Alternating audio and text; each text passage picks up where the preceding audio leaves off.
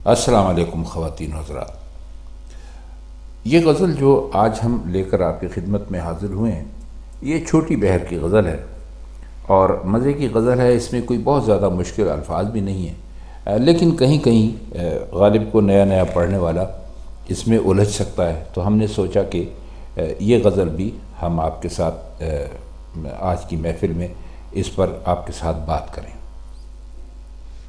اس کا پہلا شعر ہے: چاہیے اچھوں کو جتنا چاہیے، یہ اگر چاہیں تو پھر کیا چاہیے۔ اچھوں سے مراد ہے ان کی حسین لوگ، انہوں نے ان کو اچھا کہا ہے۔ اور دوسرے مصرے میں جو یہ کا لفظ ہے، یہ بھی حسینوں کے لیے استعمال کیا ہے، تو اس شعر کا پورا مطلب یہ بنتا ہے کہ دنیا میں صرف حسین لوگ اس بات کے حقدار ہیں کہ انہیں چاہا جائے، اور اتنا چاہا جائے جو چاہنے کی آخری حد ہے، اور اگر خوش نصیبی سے وہ بھی چاہنے لگیں تو اس سے بڑی نعمت کوئی نہیں ہو سکتی۔ تو شعر میں کوئی خاص ایسا فلسفہ ہے نہیں جو کہ مرزا غالب کے شعروں کی خاصیت ہے، لیکن بہرحال مرزا کا شعر ہے، اس غزل کا پہلا شعر ہے، تو ہم نے اس کے معنی آپ کی خدمت میں پیش کر دی ہے۔ دوسرا شعر ہے: صحبت رنداں سے واجب ہے حذر، جائے میں اپنے کو کھینچا چاہیے۔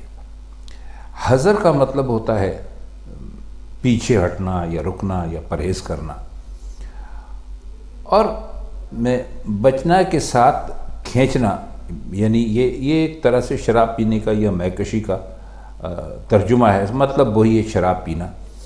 یہاں مرزا نے کھینچنے کے ساتھ استعمال کیا ہے، لیکن پہلے مصرے سے واضح ہے کہ ان کا جو مقصد ہے وہ حذر ہے، یعنی بچنا ہے۔ تو اس کا مطلب یہ ہوا کہ رندوں اور شراب نوشوں کی صحبت سے دور ہی رہنا چاہیے، اور وہاں جا کر شراب پینے کے بجائے شراب سے پرہیز کرنا چاہیے۔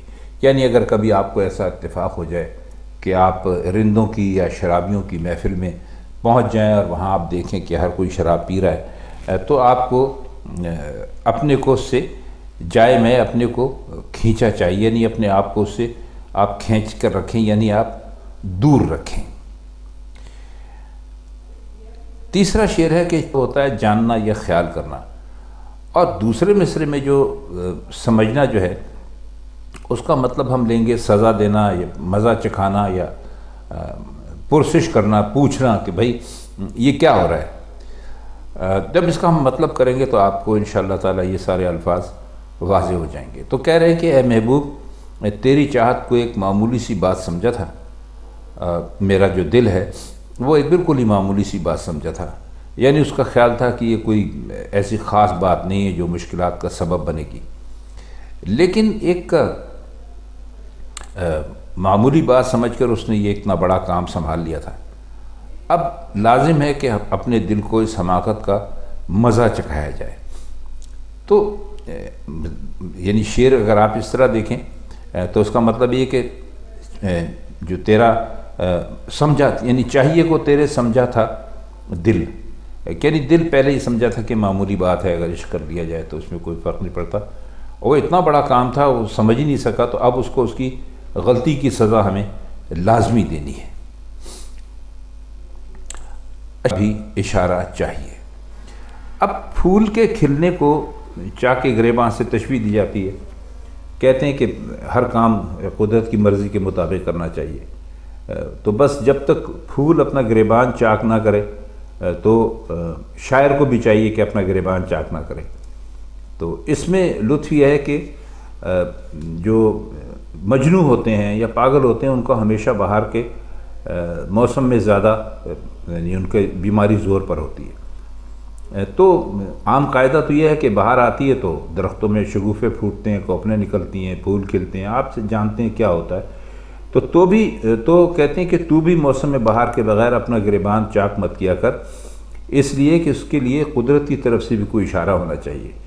یعنی جس طرح فطرت کی دوسری چیزوں کے جو دامن ہوتے ہیں وہ آمد بہار پر چاک ہوتے ہیں، اسی طرح تیرا دامن بھی بہار کی آمد کے بغیر تار تار نہیں ہونا چاہیے، یعنی تجھے بھی قدرت کے معاملات کے مطابق ہی چلنا چاہیے۔ شعر دیکھیے کہ دوستی کا پردہ ہے بیگانگی، منہ چھپانا ہم سے چھوڑا چاہیے۔ بیگانگی کا مطلب ہوتا ہے بیگانہ سمجھنا، کہتے ہیں غیر سمجھنا۔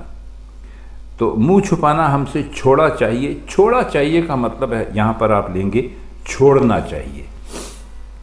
تو کہہ یہ رہے ہیں کہ اے محبوب، اگر آپ منہ چھپا کر ہم سے بیگانے بنتے ہیں، غیر بنتے ہیں، حالانکہ یہ پردہ داری تو دوستی کا راز فاش کرنے کی دلیل ہے، اگر آپ چاہتے ہیں کہ ہم سے بیگانہ بنے رہیں تو منہ چھپانا چھوڑ دیجئے۔ اگر آپ ہم سے پردہ داری کرتے رہیں گے تو لوگ سمجھیں گے کہ بھائی ضرور دال میں کچھ کالا ہے۔ گویا اس ذریعے سے مرزا جو ہیں اپنے حصول مطلب کی تدبیر کر رہے ہیں۔ ان کے کہنے کا مطلب اصل میں یہ ہے کہ جب آپ کسی کو چاہتے ہیں یا کوئی آپ کو چاہتا ہے تو وہ اگر آپ سے بات بات پر شرمانا شروع کر دے، آپ کے سامنے نہ آئے، اپنا چہرہ آپ کو نہ دکھائے، اور جب کہ اس کا یہ رویہ دوسرے لوگوں کے ساتھ نہ ہو اور صرف آپ کے ساتھ ہی خصوصی طور پر ہو، تو لوگوں کو شک ہو سکتا ہے کہ بھائی ان کے بیچ، ان کے درمیان کوئی ایسا معاملہ ضرور ہے جس کی وجہ سے یہ پردے والا سلسلہ چل رہا ہے۔ شعر دیکھیے کہ دشمنی نے میری کھویا غیر کو، کس قدر دشمن ہے دیکھا چاہیے۔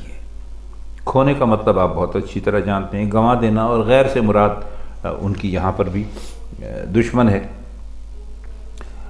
تو کہہ یہ رہے ہیں کہ غیر برابر میرے خلاف لگائی بجائی میں لگا رہا، یہاں تک کہ محبوب کا دل بھی اس سے اکتا گیا، اور جو اسے ایک عزت اور ایک اعتماد محبوب کے یہاں حاصل ہوا تھا وہ خاک میں مل گیا۔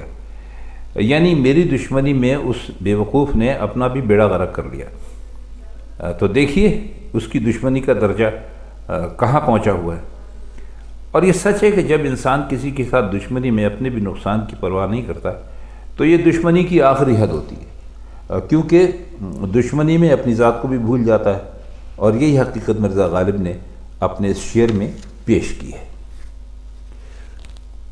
شعر دیکھیے کہ اپنی رسوائی میں کیا چلتی ہے سئی، یار ہی ہنگامہ آرا چاہیے۔ اس میں کوئی مشکل لفظ نہیں ہے، تو ہم اس کے مطلب کی طرف آتے ہیں۔ وہ یہ کہتے ہیں کہ جو ہے اپنے آپ عاشق خود اپنی رسوائی کے لیے کیا کوشش کر سکتا ہے۔ یہ معاملہ تو محبوب کی ہنگامہ آرائی پر ہے، جب وہ چاہے کسی کو بے صبر اور بے تاب بنا کر رسوائی کے راستے پر لگا دے اور اس کی عزت اور وقت برباد کر ڈالے۔